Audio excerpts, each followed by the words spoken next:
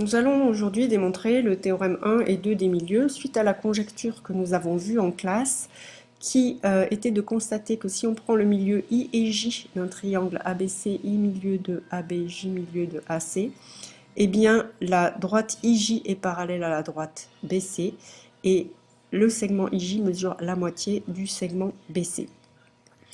Donc on a des données ici, un triangle avec les deux milieux, et nous n'avons pas beaucoup de données, donc nous avons utilisé notre astuce préférée qui consiste à se créer des données en construisant le symétrique K de I par rapport à J.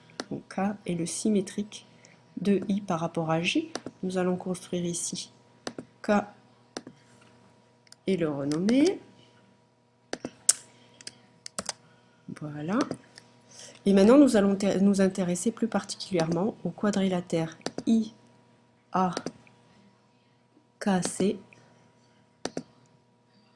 qui m'a tout l'air d'être un parallélogramme. Nous allons le construire dans une couleur différente. Donc le quadrilatère vert a tout l'air d'être un parallélogramme, mais nous allons le démontrer. Et nous allons le démontrer en nous intéressant plus particulièrement au point J, qui se trouve être le milieu de AC et le milieu de IK par construction, puisque I et K sont symétriques par rapport à J. Et un parallélogramme qui a, un quadrilatère qui a ses diagonales qui se coupent en leur milieu est un parallélogramme. Donc nous allons pouvoir démontrer que le quadrilatère AKCI est un parallélogramme.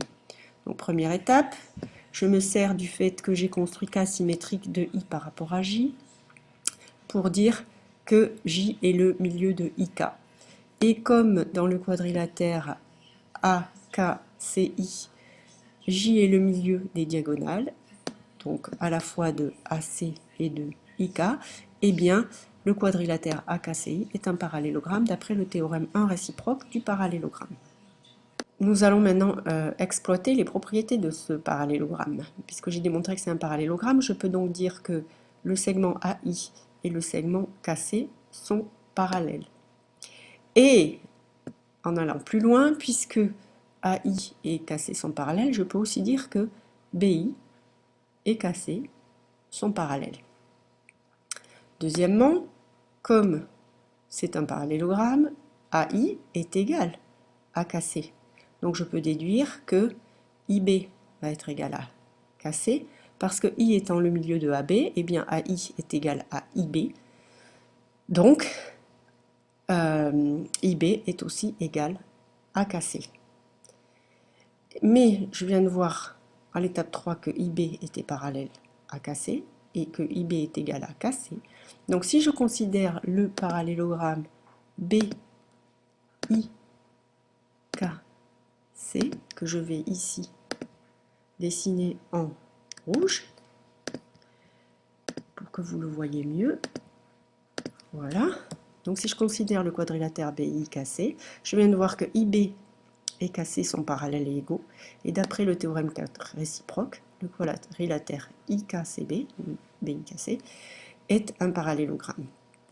Donc je vais pouvoir dire que le côté IK est parallèle au côté BC en me servant des propriétés de ce parallélogramme. Et c'est la définition. Et je viens donc de démontrer que IJ est parallèle à BC. C'est mon théorème 1 des milieux. Et maintenant, je vais continuer à exploiter en disant que puisque puisque c'est un parallélogramme, IK est égal à BC, d'après le théorème 1 du parallélogramme, et par conséquent, IJ qui mesure la moitié de IK est égal à la moitié de BC. C'était le théorème 2 du parallélogramme, celui qui concerne l'égalité des côtés. Et donc je viens de démontrer que IJ est égal à 1/2 de BC, qui est le théorème 2 des milieux. Et voilà.